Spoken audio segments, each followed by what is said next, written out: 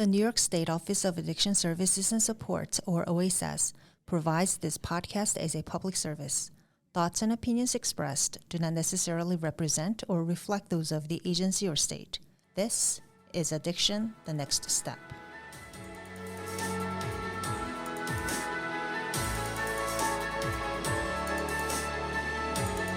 Welcome to Addiction, the Next Step. I'm your host, Jerry Gretzinger, here from the New York State Office of Addiction Services and Supports. And this is our podcast episode, and exciting. This is the first time we're doing a visual element to it. So, Commissioner Cunningham, thanks for sitting down with us for this. You're like our guinea pig today. Yeah, no, I'm excited to be here. Yeah, so it's a whole new way of doing this, but hopefully it'll be just as informative and helpful to people. Today, we're actually gonna recap something that's been going on for several months into the last year, and it was a statewide listening tour that the agency was doing. You had said a while back, I want to go out to communities across New York State and be able to hear from them about, how things are going with services, treatment, the impact of addiction in communities. And we did it. We stopped in a bunch of places. I mean, we went from Schoharie. We were over in Western New York. We were in the Finger Lakes. We were in Westchester County area, Staten Island, Long Island, Owego. I mean, it was a lot of stops and a lot of information that was shared in all of them. Yeah. So first, let's kind of go back to when you first said, I want to do this. Kind of what was the motivation for wanting to go out there and make this happen? Well, Jerry, as a physician who's been on the ground, treating people for over 2 decades, I know how important it is to really hear from people doing the work on the front lines, right? And listening to them about what's going on, what the issues are, how they've been able to overcome issues. And so really hearing from the people who are really on the front lines in addressing, addiction and the overdose epidemic is just so important. And, we here at the state are here to support people, right? To support those individuals who are working with people with addiction or families affected by addiction. And so hearing from them firsthand is just so important so that we can use that information to help guide us, as we move forward. Yeah, and I was at a few of those videos. You could see that people were appreciative, right? That we're not just sitting in Albany saying do this, that way. That there was value to their input because they're the ones who are out there doing the work and making a difference as well. Yeah, absolutely. And I mean, I think the other thing that's really important too is we know a lot of the big cities in New York, have a bigger voice at the table. And so I think going to some of these communities that don't ordinarily get the attention is also really important. So those are harder communities to reach, I would say, right? It's not so easy to get there by either plane or train or car. But I think it's even more important because often these communities don't have the kind of voice that some of the other bigger cities do in the state. Yeah, and we had a lot of different groups that came to participate in these. We had elected leaders, we had people who work as first responders, we had general public, so we had a nice cross section. Yeah, absolutely. That was really nice to see. So, people who have been impacted by addiction, so individual people with lived experience, their family members, our treatment providers, our prevention providers, people from the courts. We had judges, probation officers, elected officials. So we really heard sort of the gamut of from communities, all the ways in which, addiction touches them personally or professionally. Yeah. And it also shows everybody that it really does touch everyone. Absolutely. Yeah.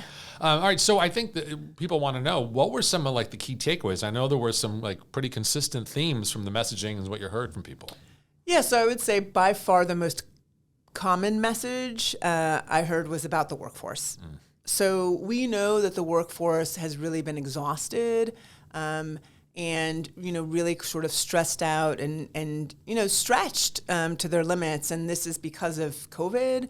It's been a tough couple of years. We all know that. And then, the worsening overdose epidemic as well. And so, I think that combination, plus the fact that really the workforce has not been invested in for a few decades. This is not new.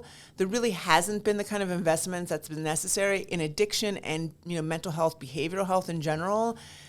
And then when you put COVID on top of it, and then when you put the worsening overdose epidemic on top of it, it's just become incredibly challenging.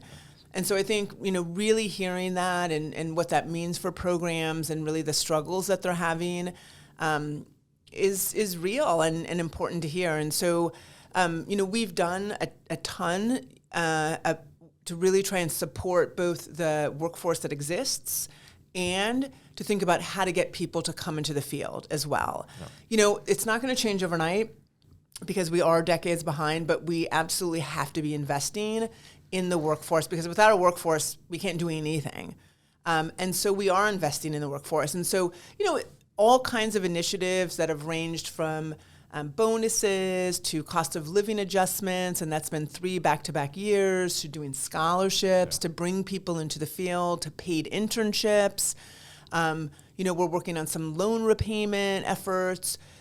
So all kinds of ways to both make sure that we can retain the workforce that exists and then bring more people into the field. And I think it's important that you went to that too, because, again, it was a great opportunity for people to come out and express their concerns or to share their thoughts or suggestions, but to know that it didn't end there. That Absolutely. You brought it back to Albany and that you're trying to put their thoughts, their suggestions into place. Right. Yeah. So, this listening tour is not just a check the box exercise. Mm-hmm. I actually really want to know what's happening because that's the only way that we can then take that information and use that to guide the work that we're going forward. And so, when we're hearing these common themes, it's clear to me that we need to do more in these areas to support those who are really working on the front lines. Yeah. And so this kind of went over the course of many months when it started to when we kind of wrapped it up. And even I say wrap it up, but that doesn't mean that the opportunity for that sort of communication ends there. Right. Absolutely. And, even through some of this process, we've heard, we want ways to be able to give feedback, right? And so we've created advisory committees and been, really purposeful in making sure that those advisory committees are representative of the state. So, all of our sort of providers, the whole continuum of services from prevention, treatment, harm reduction, and recovery to, making sure we get the North Country and, Western New York and Long Island. And so, in the small programs and the big programs. And so really trying to make sure that we have this full diversity of, what our system is and continue to have ways for these advisory committees to give us advice. I was just thinking too, I remember back to the ones I was at with you, and I imagine it was probably similar in the others. It was also an opportunity for people to kind of ask questions for clarification on some of the things that are going on here, like harm reduction. That's sort of been, new on the scene with OASAS. And there was a little confusion, I think, that we were able to help clear up. Yeah. Absolutely. And for me, this was, really a great opportunity because, I'm have spent decades in the Bronx, and harm reduction has been, part of the work there for a long time. Mm-hmm. But, other parts of the state, not so much. And so it was really important to hear from them about, we get it, but it's really hard. And kind of how do we take the ideas and implement them on the ground? And, I really appreciated hearing that because it also gave me ideas of how can we support our programs to embrace harm reduction in the work that they do. And so not just that it's like an idea or a philosophy, but what does that mean? What does that look like in practice? And so, that is definitely hearing that, makes me think, we have to figure out ways how to better support our programs, to really implement these kinds of new approaches. For some area new, and for some areas not new. Yeah, and that's like the challenge of New York State, right? Because like you said, downstate, things have been happening for a few years, but New York is so vast, so diverse. What's happening in Western New York is so different than what could be happening down in the city. Yeah, absolutely. And again, for me, it was a great opportunity to see, a lot of the state that I hadn't seen before. And again, it's the opposite of the Bronx in a lot of ways. And so, I'm very familiar with very urban areas, but not so much with the rural areas. So important for me to go out there, see what these communities are like, talk to people, hear from people. So really a good experience personally and then professionally to help us at OASAS in terms of guiding what our next steps are. Yeah, and I think for all the divisions too, having that discovery about how different things can be, it really does inform what we're doing at every level. Absolutely. Yeah. Commissioner, thanks so much for sitting down to go over this with us. Again, it was a really exciting thing to be a part of, to do, and I think important, again, to let people know that door remains open. Communication, we're always willing to take that. Absolutely. And we want to hear from people, who are on the ground really doing the hard work. And so, and to make sure that we have the finger on the pulse and we know what the issues are so that can help guide us as we move forward. Yeah, let us know. And if you do want to reach out, obviously we're always pitching. Go to our website, oasas.ny.gov. If you are listening and you want to ask about services or treatments available or referrals, you can go to our Hope line, 877-8-HOPE-NY. Again, all that information that was on the website. You can find us on social media, Facebook, Twitter, YouTube. We're there. And of course, we're always here on Addiction the Next Step. Commissioner, thanks again, and we'll have you back. I'm Jerry Gretzinger, your host for Addiction the Next Step. We will talk to you and maybe see you next time.